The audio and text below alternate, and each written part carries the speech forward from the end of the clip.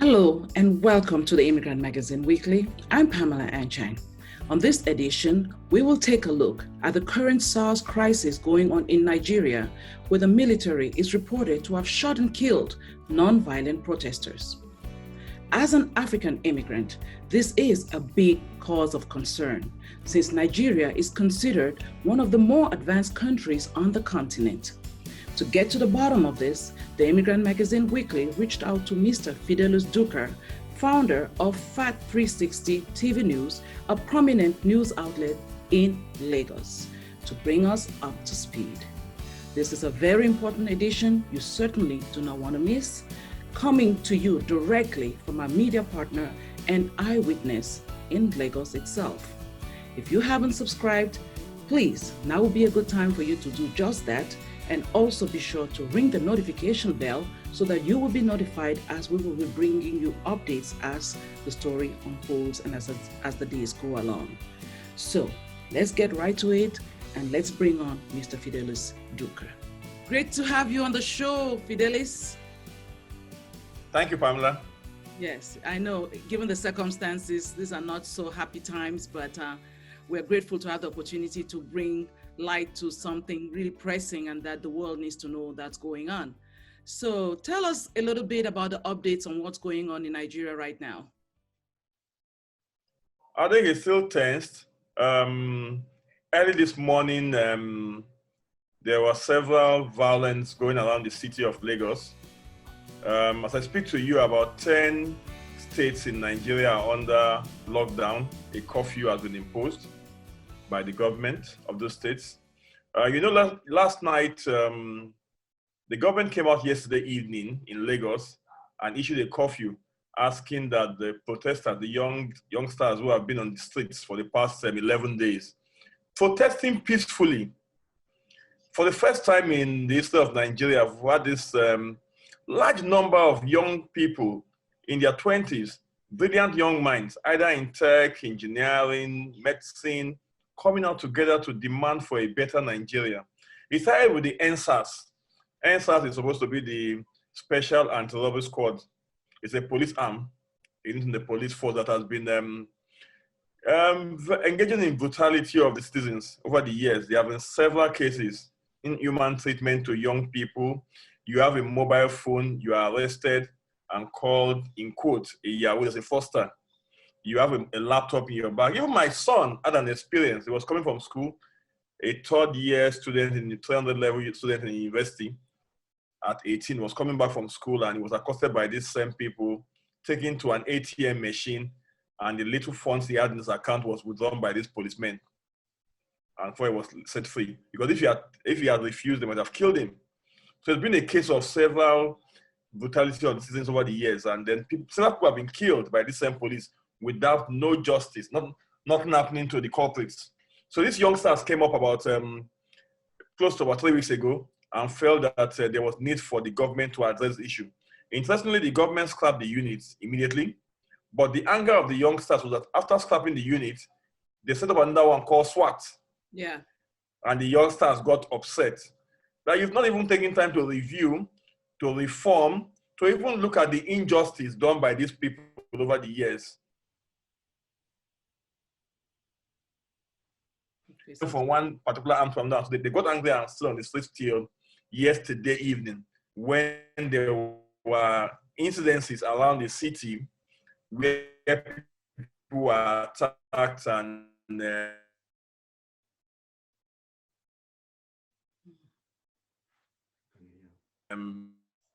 so it looks like we're having technical difficulties, but Fidelis seems to be having some network issues. A police station was burnt down yesterday, so the government now issued a curfew. Is it okay now? Yeah, okay. Can you just repeat that point that you were just speaking about the students? Yes, I'm going back to that again. Okay, so I said yesterday the government now issued an order asking for a curfew in the state that because a police station was burnt down yesterday by some hoodlums. So the government said by 4 p.m. yesterday, everybody should go back indoors for 24 hours, a curfew in the state.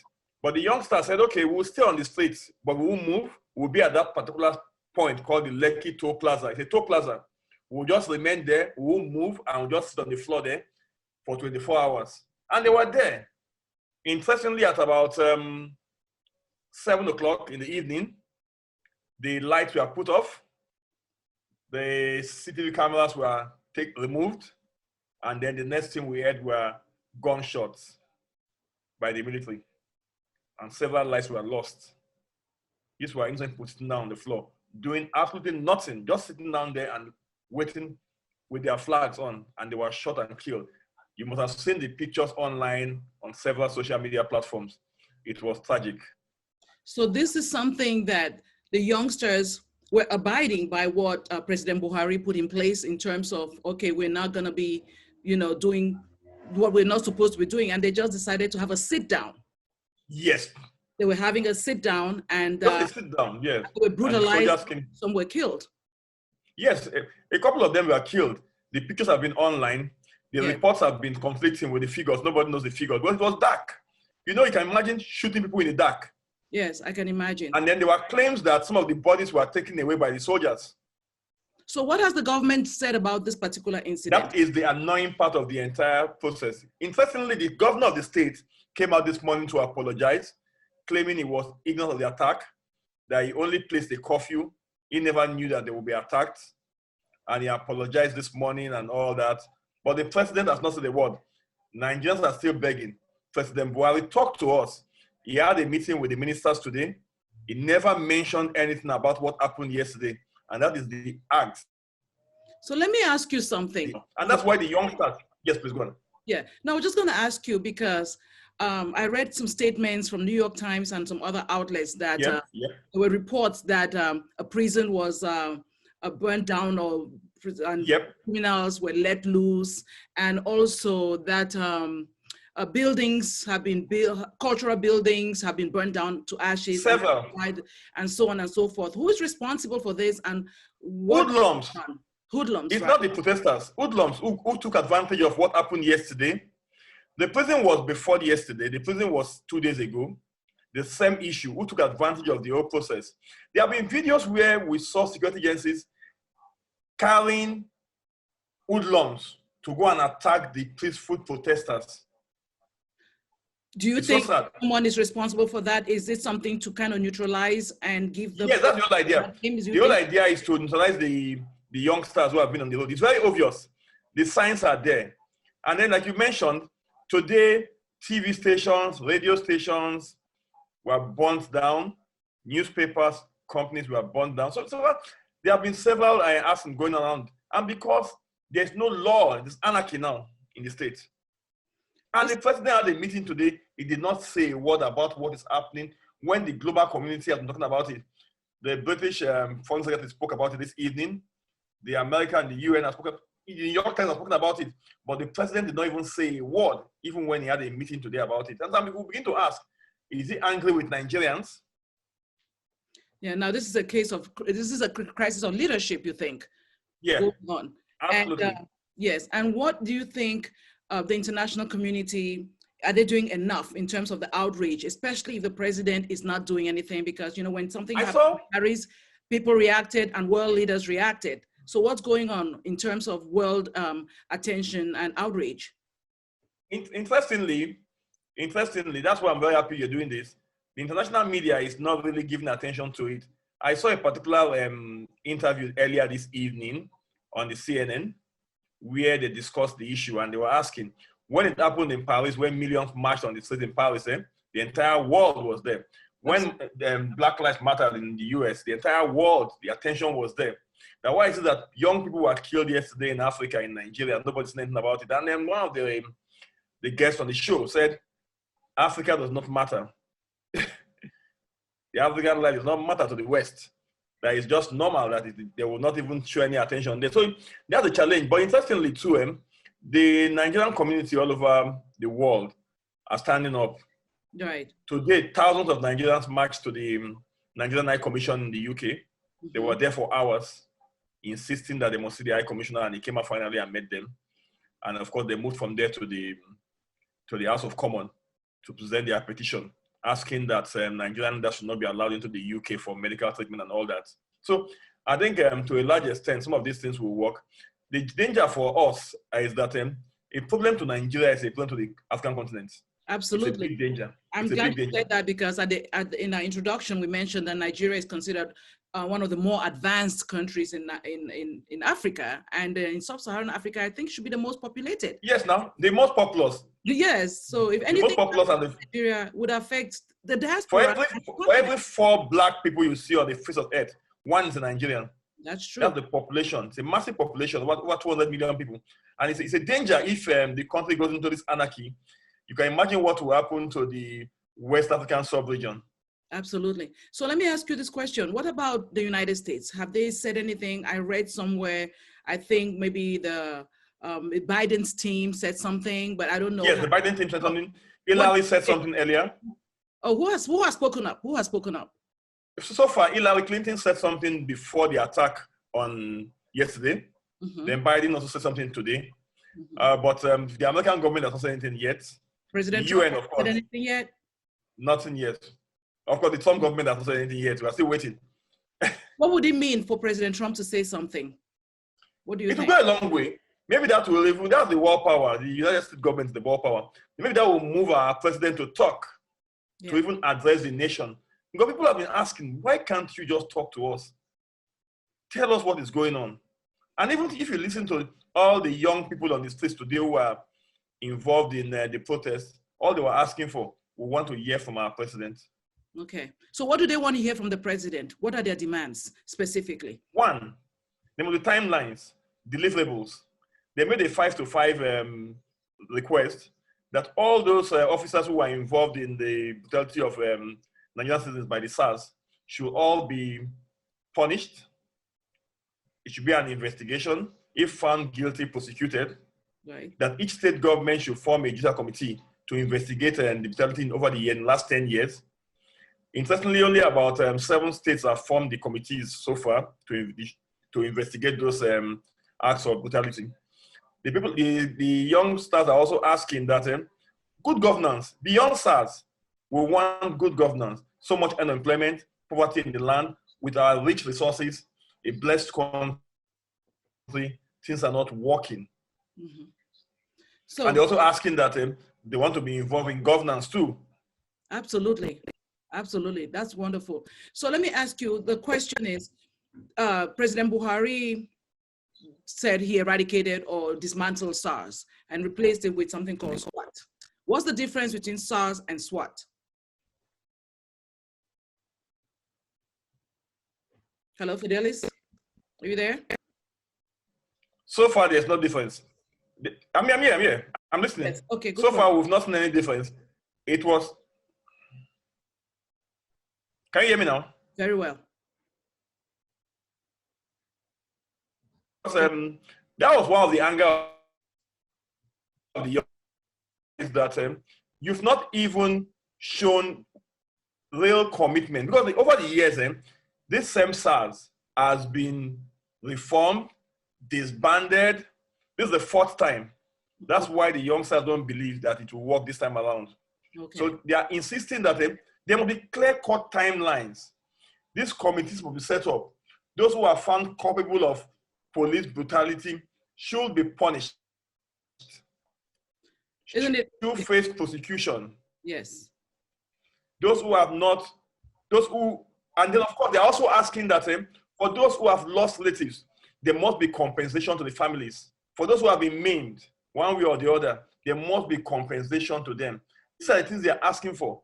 And they also went further to demand that the government must also get them involved in this judicial panel of inquiry.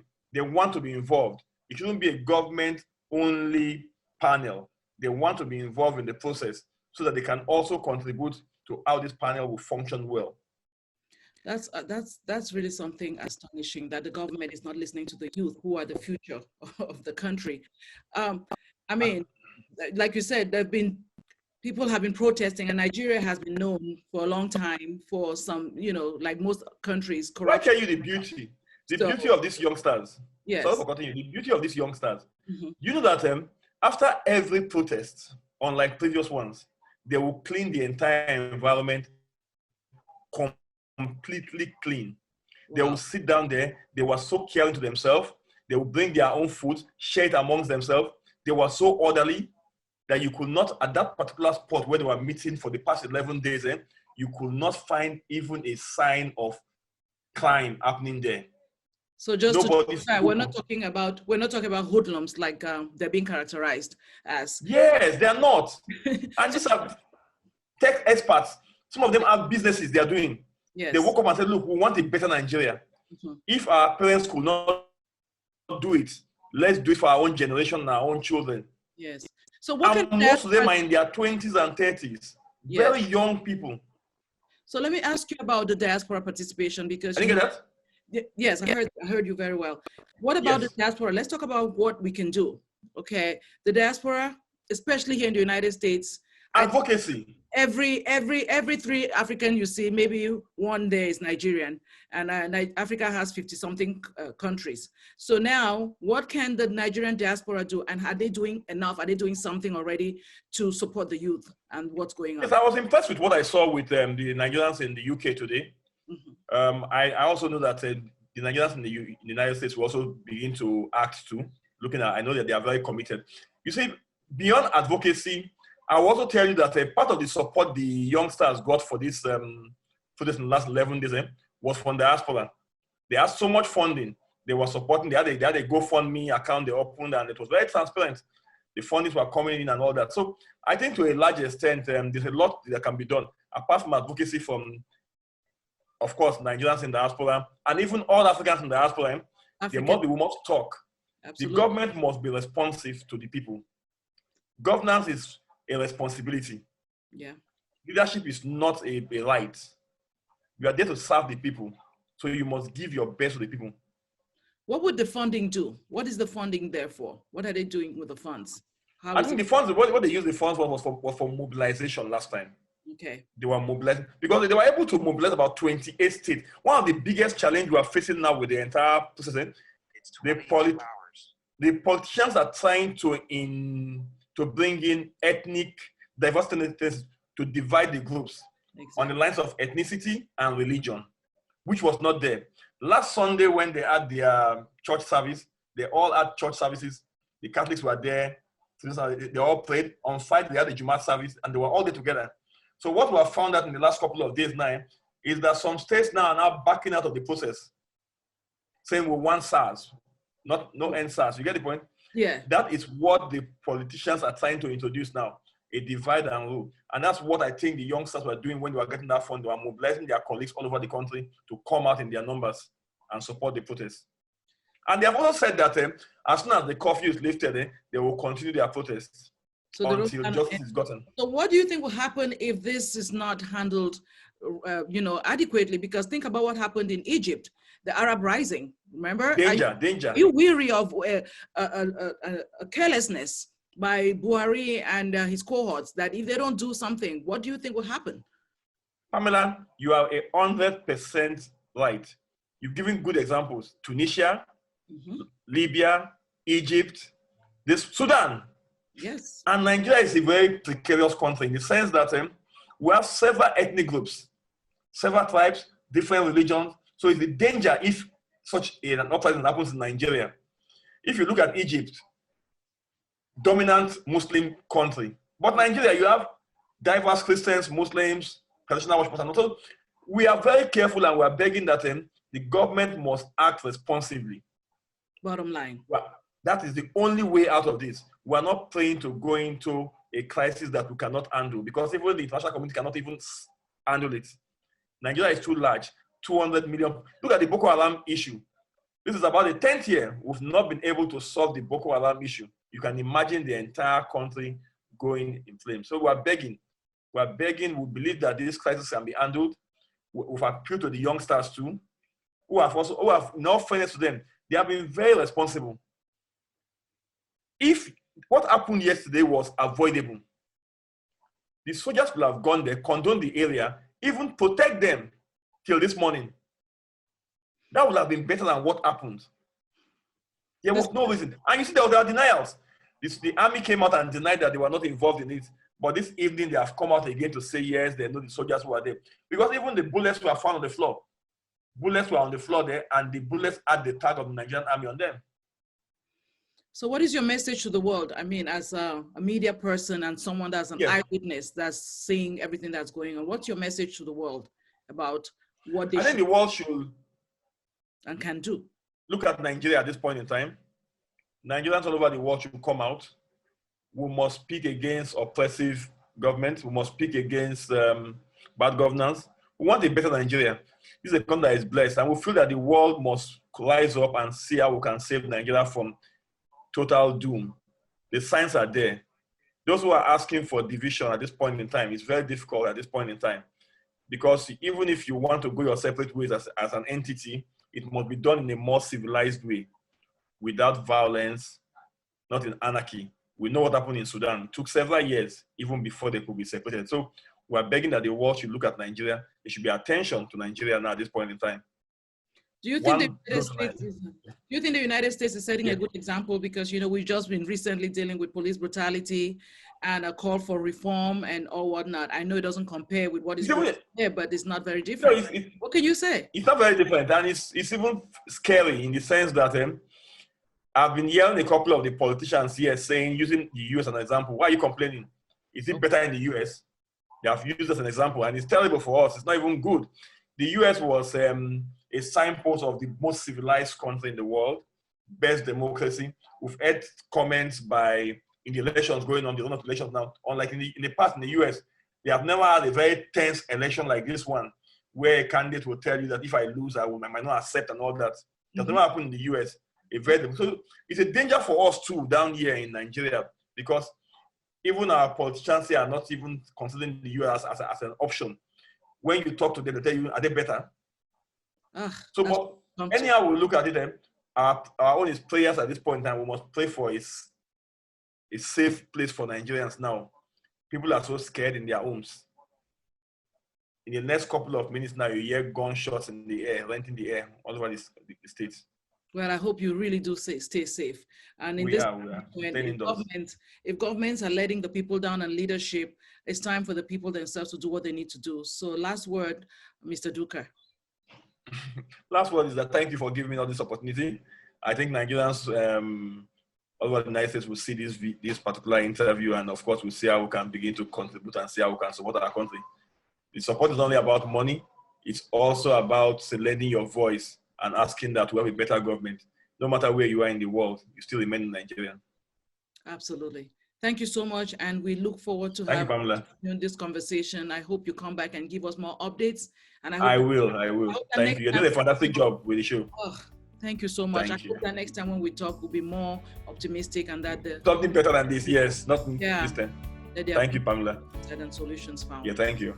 Thank you, and stay safe. Actually, I will. Thank you. All right, take care. Yeah. Thank you. You too.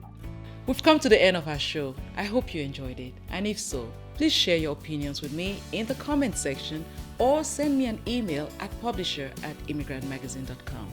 I hope that you subscribe and invite others to subscribe to this new and revolutionary channel, TIMTV, Voice of Immigrants in America. Be sure to follow me on Twitter and Instagram @Anchang, and like us on Facebook, The Immigrant Magazine. See you next time on Immigrant Magazine Weekly.